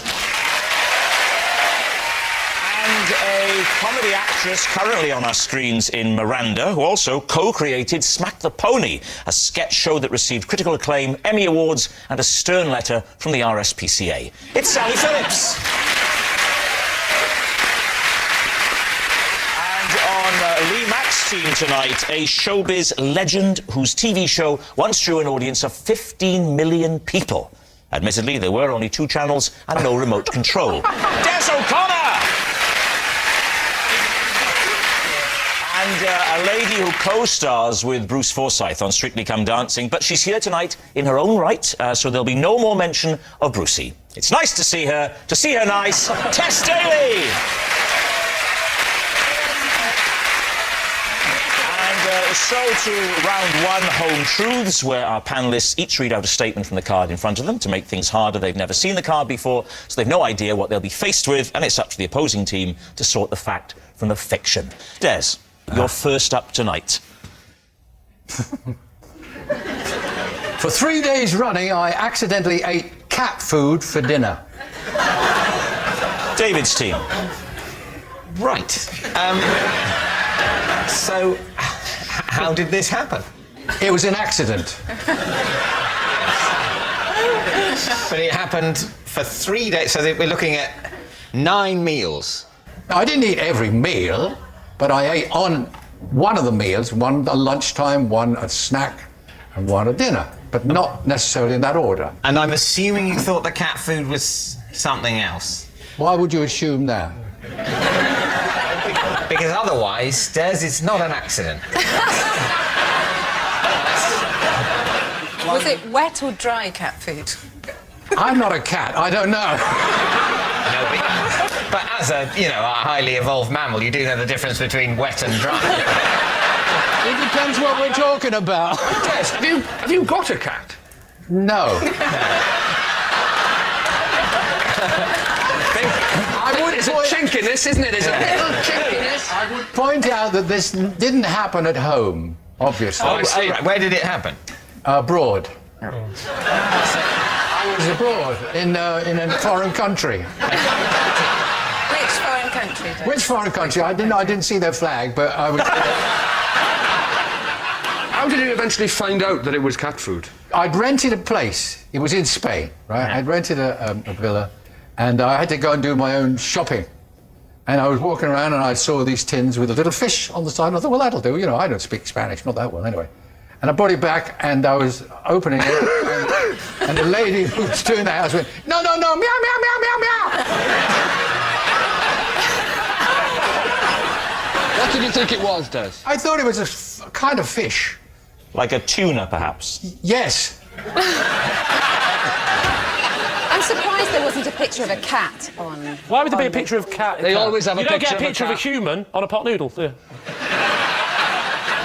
Always have a picture of a cat on cat food. Always. Even in Spain. Not always. Always. I can give you an example when there wasn't. What? Let's tell him again. Right, David, what are you going to say? What's your guess here? Is he telling the truth? Well, I'm beginning to think it's true, I must say. I'm sorry, Des.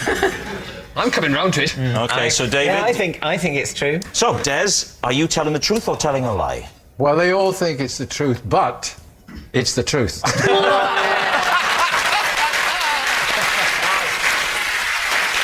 Yes, it's true. Des did accidentally eat cat food for dinner for 3 days running. It was his cleaner who first noticed something was wrong, namely that Des was licking himself clean in front of the fire and going to the toilet in a tray. Rhod Gilbert, you're next.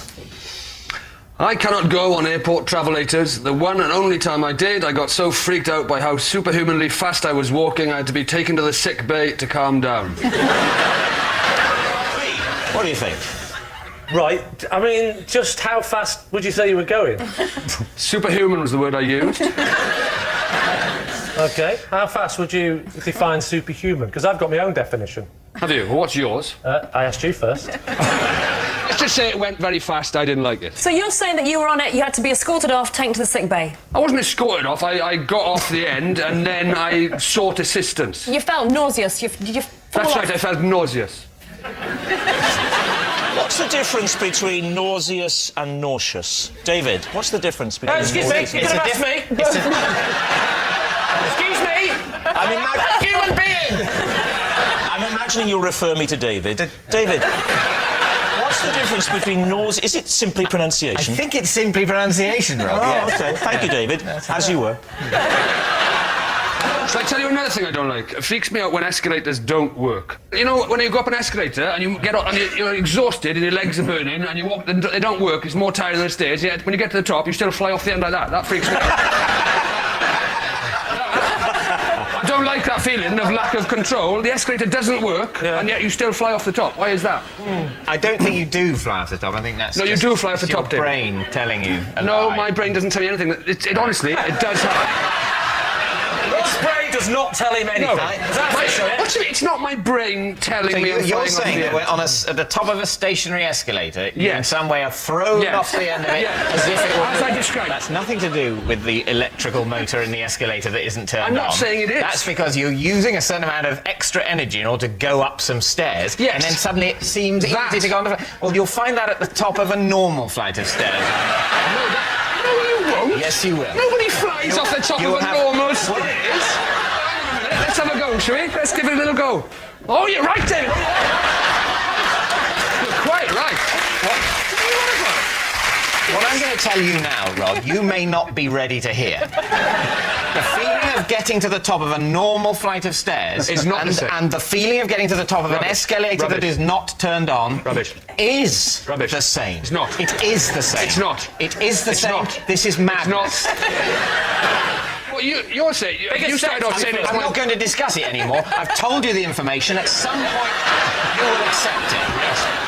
Look, you're on this travelator, okay? I was, yeah. And you didn't like the fact that you were going so fast. Would that be a fair assessment? Well, that's exactly what I said, so yes. Yes. Why didn't you stop walking so you weren't going as fast? I just don't like the way they kind of bump. Tell you what. They kind of shift along. I just don't like that. Oh, it's the feeling. up and down motion. Well, there's a Why little didn't you- cushion padding in it, yes. You could have walked backwards and then you'd been standing still. Yes, I know, but If you judge the speed right. All right, but I had a plane to catch, David. So what do you think, Lee? Tess, what do you think? Well, I'm trying to read his body language. Because I'm a woman and we do intuition very well. He's very laid back. He seems very committed. I Very think committed, he might very be telling the confident, truth. very laid back. Yes. What about you, I Des? just think he's telling the truth. I think he is. Thank you, Des. I think he might be telling the truth. You're saying true? Am I? True. True. Rod, truth or lie? It is a lie. Yes, it's a lie. Of course, Rod can use airport travelators. Our next round is called This Is My, where we bring on a mystery guest who has a close connection to one of our panellists. This week, each of David's team will claim it's them that has the genuine connection to the guest, and it's up to Lee's team to spot who's telling the truth. So please welcome this week's special guest, Tony.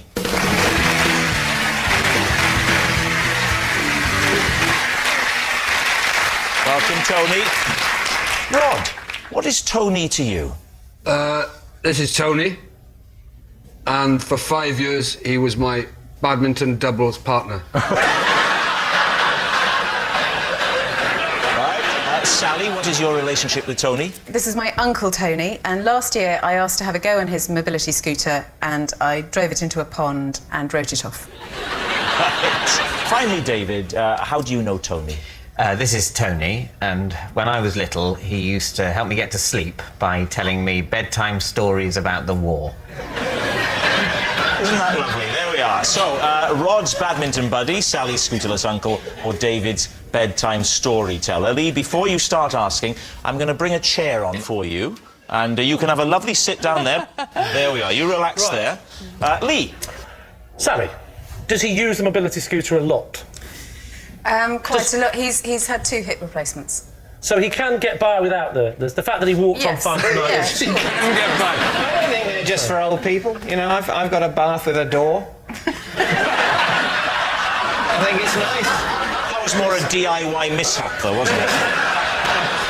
No, I think it's nice. Just open the door, step in, wait for 19 or 20 minutes while it slowly fills up in freezing cold. I think it's lovely.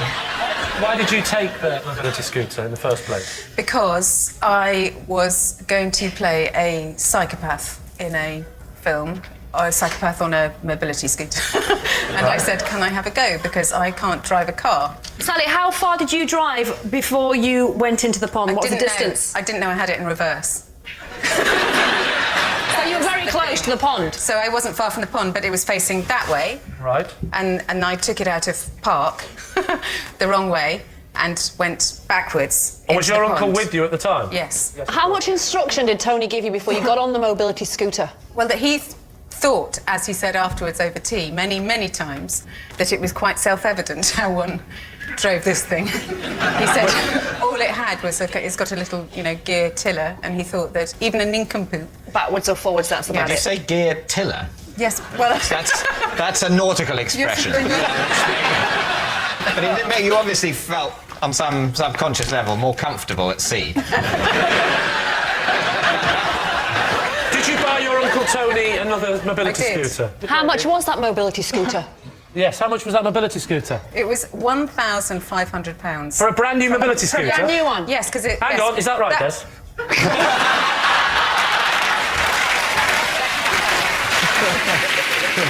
Let's move on to Rob. How long ago were they that you were playing badminton as doubles? That we were doubles partners? Yes.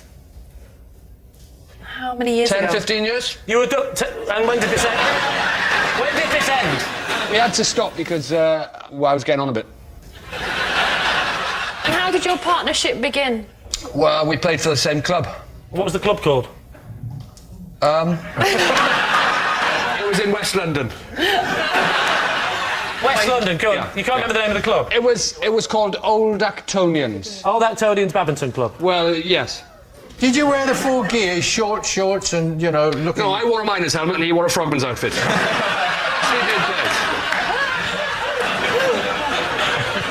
Did you ever win anything yourself? We won a lot, yeah. And why did you come about playing together then? Why didn't you go for someone, no disrespect to Tony, why did you go for someone a bit Because more... we complimented each other's game. When you say you complimented each other's game, you went, you're good, so are you. Come on. Out of you two badminton players, Rhod, who would you say was the better? Tony was a much, much better player than me. Tony played for England. This started out, we were just knocking around in a West London club. Now, he is the Rafael Nadal of badminton. If he played for England, and he was so good, why is he choosing you to partner him? I think it would be fair, and Tony wouldn't mind me saying that when I played with him, he'd have been probably I think he was in his early 70s. Whoa, when you were playing with him? When I was playing with him, yeah. OK. The prime age for badminton, particularly international level. OK, David, what's your connection with Tony? He lived next door when I was little. And he read your bedtime stories? He would occasionally babysit for me and my brother, and... It's feasible. Made up, or was this was just his stories from the war? Not out of a book, but ostensibly true. Did he ever just shout them through the wall? Surrounded by Germans, and so basically I'm trying to get to sleep. I don't care! How old were you? I think I would have been... 23. I think it's around the time I was sort of 5, 6, 7, that sort of... It could happen. I had another neighbour who would sing me nursery rhymes and bounce me on the knee. And... Am I the only one who had parents? What's going on? I think perhaps what it was, Lee, with you, is that your parents found it very hard to find any other adult who was willing to take sole responsibility for you. Now, let me ask you this. Would Tony ever come round not for babysitting, but just to tell you some of these stories? Or would it only happen when he was babysitting? I think it started when he was babysitting, but he'd come round quite a bit anyway with my parents. David, you just did an upwards inflection. I've never heard you do that before. That's so not like you. Sometimes he would come round anyway. What's happened to you? I'm on national television. I'm getting a bit defensive about talking about my abuse-ridden childhood. That's all. Before the war stories that he told you that helped you go to sleep. What would you say was your favourite? Well, I think the thing that I found most interesting was the story Tony told about his mother, who during the war worked in the library in Oxford. This is the interesting one. What she had to do was they had to compile and analyse and place photographs of the Japanese coastline. I'll tell you what, it's getting better. Carry on. In preparation for an invasion of Japan. And you said, thank you, as a 5-year-old, I mean, that's very interesting. No, because by the end of the story, I was asleep. It's time for an answer, Lee. So, is Tony... I'm trying to get the idea in my head of just passing David's door here in a manic cycling. I mean, obviously, with the coastal line of Tokyo, it's very hard to determine whether we should have a land invasion or by... oh, you're asleep. Oh, OK. Nighty night. Sleep tight. Don't let the Japanese invade. I think Rhod we can discount. There were too many flaws. I agree with you. I think it's one of the other two. And I've got a horrible feeling that it's David in the middle there. I know which one David is. All right, what about the mobility scooter with Sally? Have you ever taken your driving test? No, I've never even taken it. Never learned to drive. You can't emphasise the word even if it's the same thing. Have you taken your driving test? I've not even taken it. So Lee's team, is Tony Rhod's badminton buddy, Sally's scooterless uncle, or David's bedtime storyteller? What are you going to say? It's not Rhod. It is. Tess, what are you going for? Sally. Sally? I think David. And in a weird way, I've now gone back to Rhod. I have. Thank you. You can see it in his little Welsh eyes. And his little devious Welsh eyes. And trust me, if there's one thing I know about working on this show, it's a little devious Welsh eyes. Rhod or Sally? Or Sally? It's Sally. Sally? Yeah, Sally. It's Sally. Sally. Right. Tony, would you please reveal your true identity? I'm Tony, and Rhod was my badminton partner for 5 years.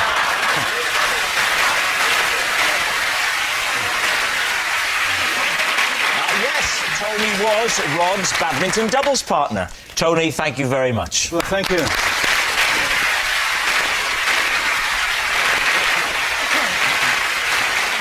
Which brings us to our final round, Quickfire Lies, in which our panellists lie not only through their teeth, but also against the clock. And we start with... It's Lee. Oh.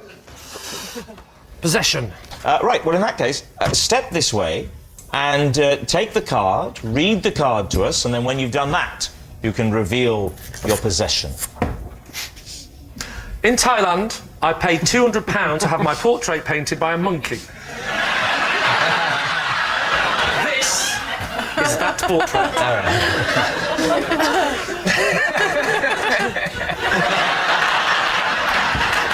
Can I give you that? David, what do you think? There you go. Treasure it. What colour shirt were you wearing? You probably want to ask less what colour shirt I was wearing, what colours were available to the monkey at the time. You don't particularly remember it being green? No, and I don't remember having 4 green ears either. What colours were available to the monkey? Blue, red, green, and its own excrement. That's my face! Can I just say, I was recently at a zoo where I was painting with chimps. In the North Wales, in the Colwyn Bay Mountain Zoo in Wales, and I tried to get them to paint stuff, and there's no way they would have done that well. I'm not being racist, but that's your Welsh chimp. That's all I'm saying. How big was the chimp? Well, let me remember now. He was sort of like this.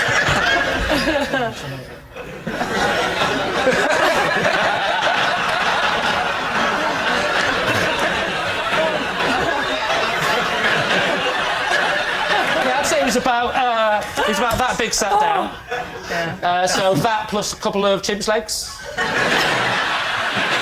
I honestly don't think a monkey... There's a sort of mouth on that, and his eyes, there's 2 blue blobs of eyes. Monkeys can't do that. You think it's too good, is what you're saying? Yes. Yeah. I think the resemblance is too strong. You've even got your little squinty cockeyed eyes. Push your luck.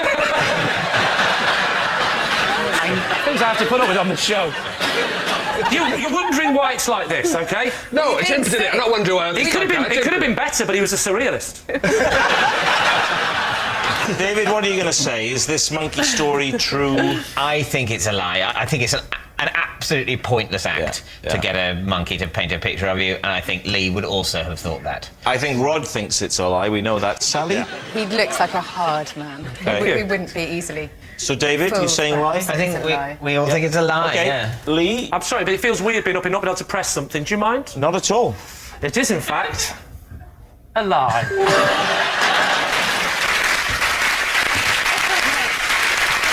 Yes. What a surprise. It was a lie. Lee didn't... It's a lie. How am I supposed to sell that as a truth? Do you know what? I'm glad it's not mine. How am I supposed to have a chance? My 4-year-old son is watching. Thanks for doing it, and I'll fix it, and I'll bring it home. Tell him I want me 200 quid back on that monkey suit. Yes, it was of course a lie. Lee didn't pay £200 to have his portrait painted by a monkey in Thailand. I mean, why would a dumb, hairy beast who spends all day throwing his feces at the wall and scratching his bottom want a portrait from a monkey? And next, it's Sally. Out loud, Sally.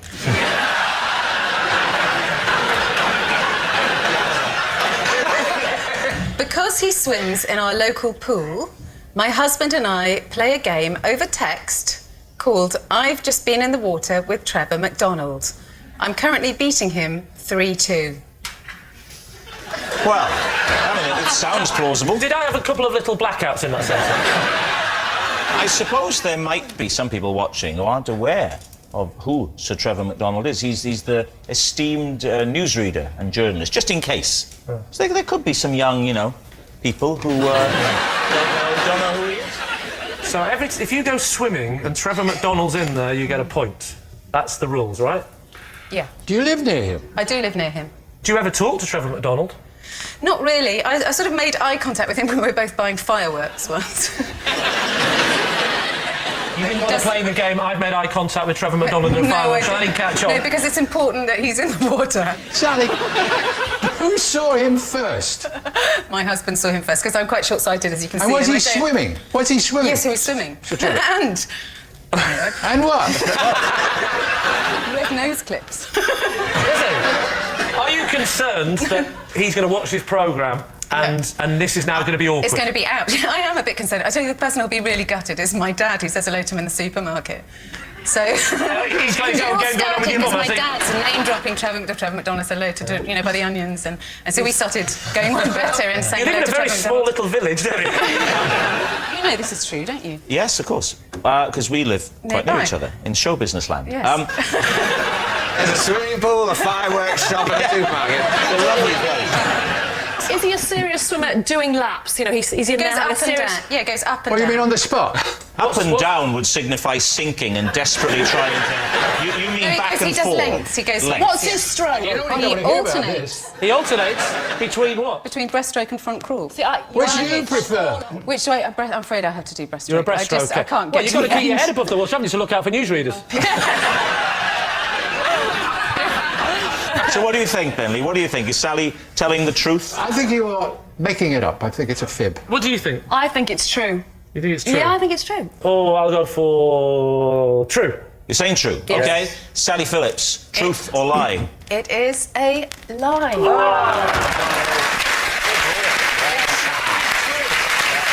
Yes, it's a lie. Sally and her husband don't play a game over the text called I've Just Been in the Water with Trevor McDonald. Next, it's David. On a wall in my flat, there is a mysterious red switch. I have no idea what it does because I have never pressed it and refuse to do so. Right, mysterious red switches. Lee. Where's the switch? It's on the wall. Sort of, not directly, but slightly behind the television. Haven't you just had to be tempted to touch it? See what it does? It's not that distracting. It's, it's bright red. I'd say it's about maybe 3/4 of an inch or an inch wide. And that's like one of those cooker switches, doesn't it? It's a bit like that sort of switch. It's sort of cocked up. in a sort of inviting way that you might want to give a tweak so to. it's in an upward position. You'd have to flick it down. Exactly. Oh, that's always more scary, isn't it? Yeah. Is your house... If it were down, I'd assume that whatever it does was happening. Right, and I'd be afraid to turn it off. That would be because awful. I might need it. You know, it might turn the oxygen off. You've never gone near it. You've never touched it. Gone near it. Well, I've gone very near it. I don't live in a very large flat. I can't cordon off a whole area of the living room just because of the proximity of a mysterious switch. I need that space. How long have you been in your flat and ignored this switch? Well, I've moved into the flat about 11 years ago. That's a long time to ignore a switch. But sometimes I do other things. It's not just been solidly ignoring the switch 24 hours a day. How is your granddad's dialysis machine going at the moment? So, Lee, what are you going to say? This mysterious switch, is it true? I started believing it because I thought, yeah, you do have those switches in your house and you don't know what they're for. I've got them. But you'd have to flick the switch, wouldn't you? Oh, I'd have to flick the switch. I would be flicking that switch. You can't not fiddle, can you? It's there, you've got to play with it. Yes, well, you know. I remember seeing an episode of this show when David talked about his bedroom door, didn't have a door handle on it. He had to claw his door open every single time he opened his bedroom door. Yeah. So therefore, he's not going to bother about a switch. He's he lives in a slum, He's going to doesn't he? leave the... Yeah, basically, yes, he does. He lives in a slum. So I say it's true. If they paid proper repeat fees on Dave, it would be different.